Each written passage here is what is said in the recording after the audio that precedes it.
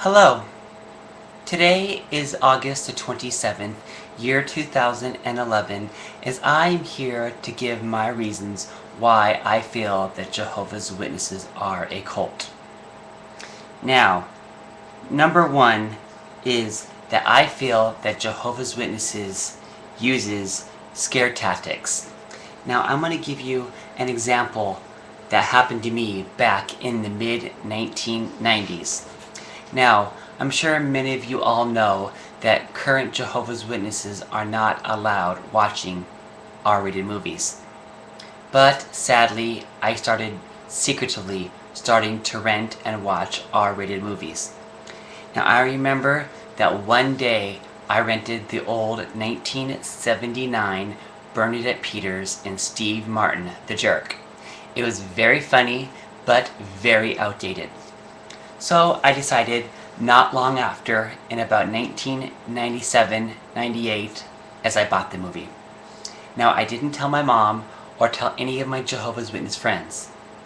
But finally, weeks after I bought the movie, as my mom came over to visit me, as she looked over my variety of movies, as she then saw the big, huge, bright yellow movie, The Jerk.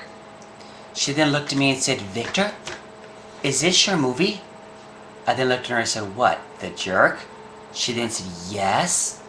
I go, "Yeah, I just bought it." She goes, "Are you telling me as a very new baptized Jehovah's Witness that you bought an R-rated movie?" I then looked at her, rolling my eyes, telling her that I felt that that was not worth R-rated movie as it had no F words in it. But she would not listen to me, continuously to tell me that I can never be close to Jehovah until I destroyed that movie. But I didn't listen to her, as later that day, after my mom went home, as I spoke to my landlord assistant as I was then becoming friends, I asked her about R-rated movies, as she then rolled her eyes and looked at me and said, "Victor, where does it say in the Bible that if you can or cannot watch R-rated movies?" I then looked at her and said, "You know what? You are absolutely right. The Bible doesn't say I can't watch R-rated movies. And give me a break. I would have only been 2 years old when that movie came out." So instead of listening to my mom, I decided that not long after, as I then bought the old 1980 movie Private Benjamin and the 1983 Flashdance. But now the funny part about this is, in the early year 2000, my mom and I one day were shopping at Walmart. As I looked over into her shopping cart, as she had the 1995 movie Conspiracy Theory by Mel Gibson and Julie Roberts. I then looked at her and said, "Did you accidentally put this in your shopping cart?" She then, with a very firm tone of voice, looked at me and said, "No, Victor, I'm buying it." I then looked at her, "What? You, as a practicing Jehovah's Witnesses, that you're going to buy an R-rated movie?" She looked at me and said, "You know what, Victor? I've already rented it and seen it, and I feel that it's not worth R-rated, and I'm not going to discuss this anymore."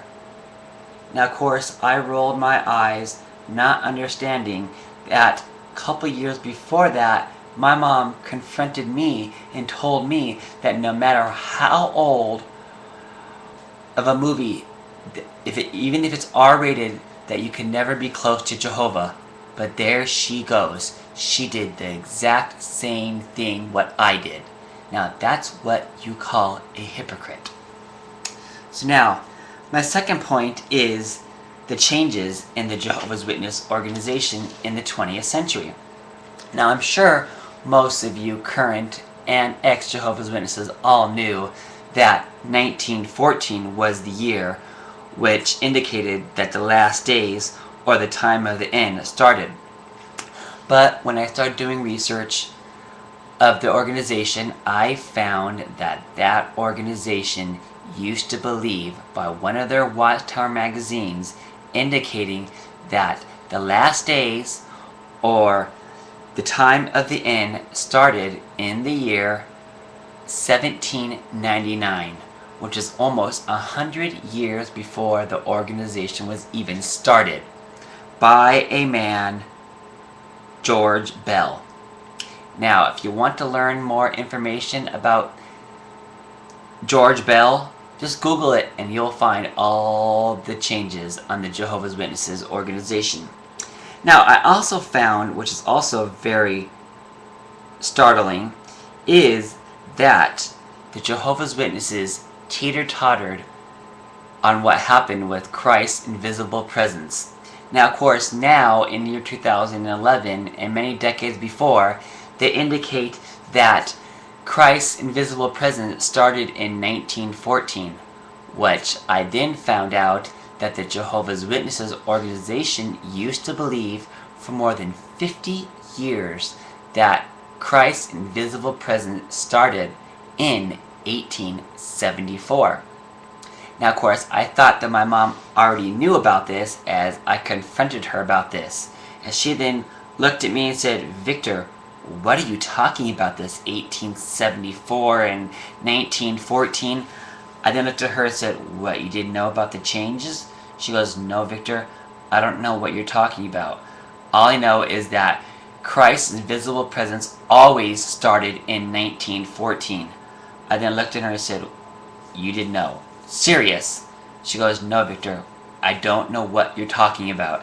I then looked at her and said, "Well, just so you know, your organization used to believe that 1874 was the year of Christ's invisible presence." She then, with her real snooty attitude, looked at me and said, "Oh, really, Victor? Where did you get this information?" I then looked at her and said, "Okay, get a piece of paper and get a pen, because you're going to have to write this down so you won't forget." So she said, "Okay, I'll write it down. So where did you find this information?"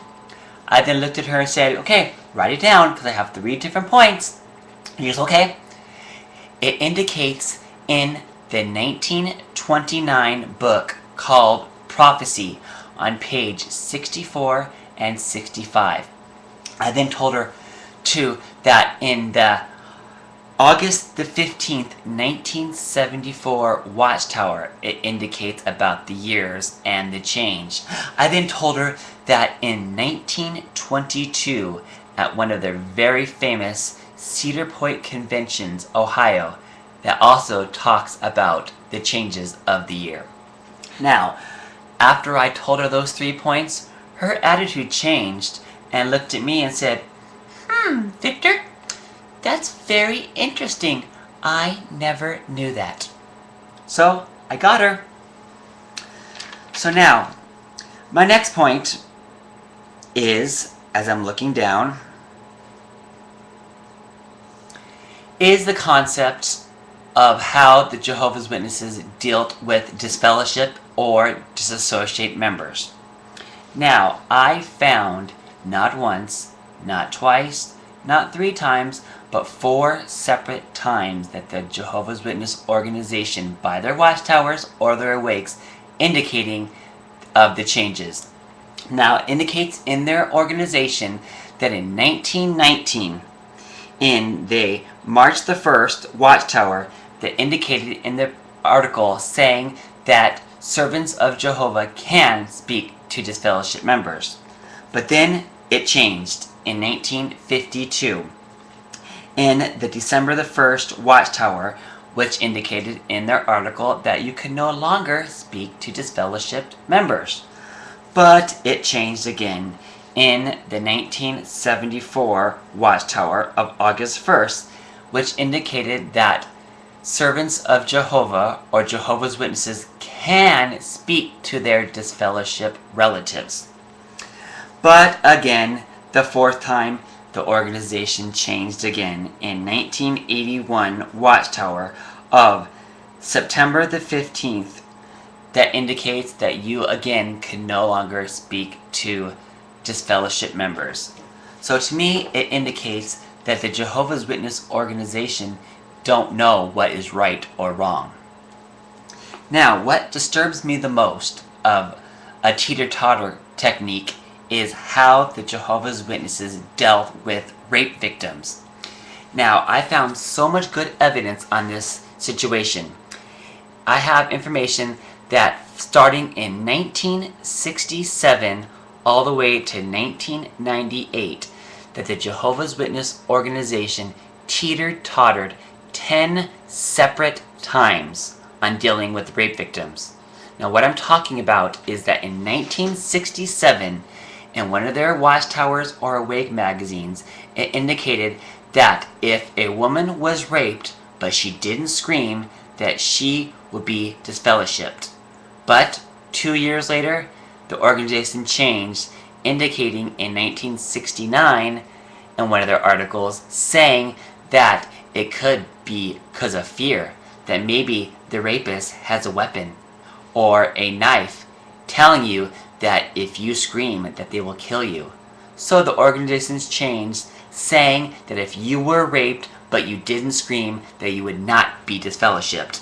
But unfortunately in 1971 they changed back to the old way, going back saying that if you were raped and you didn't scream, that you'll be disfellowshipped.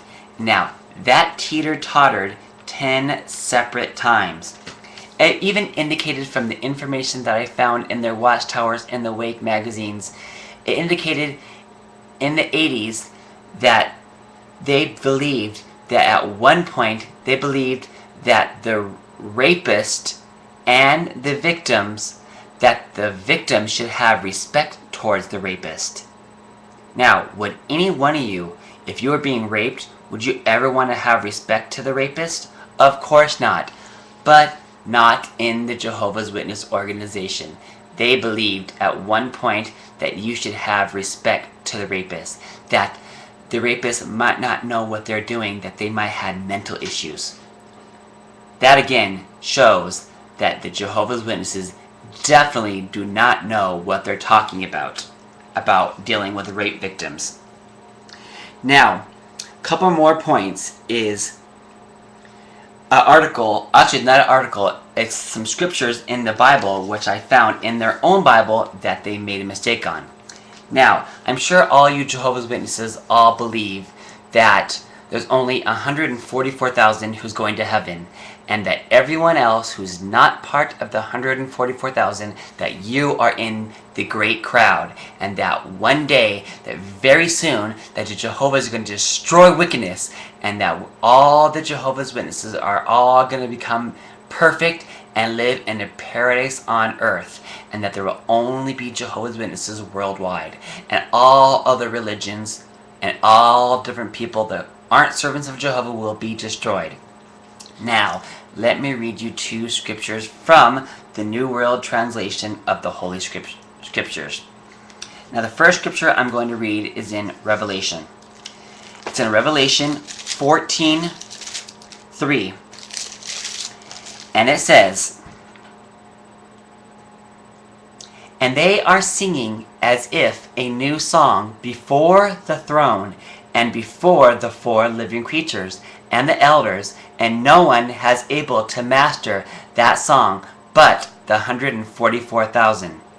So that scripture is indicating that before the throne, that there will only be 144,000 who will go to heaven.